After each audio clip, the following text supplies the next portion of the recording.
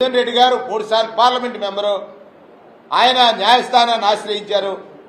నాకు ఈ రకమైనటువంటి వసతులు ప్రివిలేజెస్ ఉన్నాయి కల్పించండి అని న్యాయస్థానం మంజూరు చేసింది. గతంలో చంద్రబాబు నాయుడు గారు జైలుకి వెళ్లారు, ఆయనకు కూడా న్యాయస్థానమే మంజూరు చేసింది.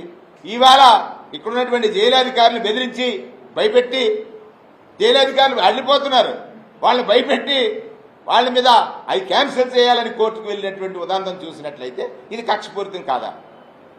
అదే మాకేమి కక్ష లేదు, చాలా న్యాయంగా మేము నిర్ణయాలు తీసుకుంటున్నాం అన్నారు. ఇది కక్ష కదా? ఇవాళ ఆ తల్లి ఆవేదన చూశాను నేను.